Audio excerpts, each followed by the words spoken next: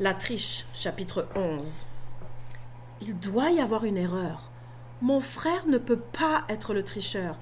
C'est impossible. Et Jack ne volerait jamais quoi que ce soit. Mais c'est bien ce qu'il a fait. Je l'ai vu de mes propres yeux.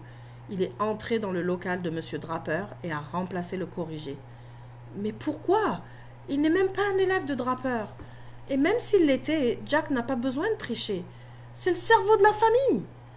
Le fait-il pour l'argent? Ça n'a pas de sens non plus. Notre famille n'est pas riche, mais pas pauvre non plus. Et Jack a un emploi à mi-temps. Il n'a pas besoin d'argent. À moins que... Est-il possible que mon frère se drogue? J'écarte cette pensée avant qu'elle ne soit complètement formée. Jack est un adepte de la forme et de la santé. Il ne s'empoisonnerait pas avec des produits chimiques et ne risquerait surtout pas son avenir au basket-ball. Je me mets à trembler. Je suis en état de choc. J'ai peine à admettre que Jack puisse être un tricheur. C'est mon frère. Il a peut-être fait quelque chose de mal, mais il n'est pas une mauvaise personne pour autant. Je ne peux pas le dénoncer.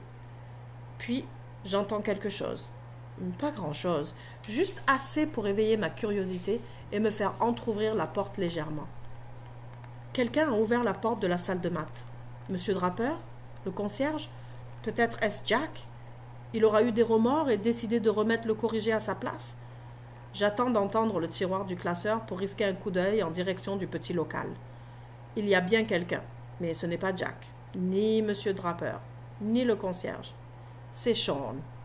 Il sort le corrigé, le place sur la table et prend une photo avec son cellulaire. Puis, il remet le corrigé dans son dossier et referme le classeur. Je ferme la porte des toilettes, mais garde l'oreille collée dessus. Lorsque je n'entends plus rien, je me glisse dans le corridor. Sean est bel et bien parti. Je suis soulagée, momentanément. Mais qu'est-ce qui se passe ici? Jack et Sean sont-ils tous les deux des escrocs? Sont-ils complices de la même triche, ou bien chacun ignore-t-il ce que l'autre fait? Je n'arrive pas à comprendre.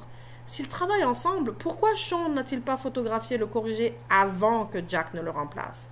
Et de toute façon, pourquoi Jack a-t-il échangé les corrigés? Tout le long du trajet vers la maison, j'essaye de résoudre ce casse-tête, mais sans succès. Lorsque j'arrive près de chez moi, je ralentis.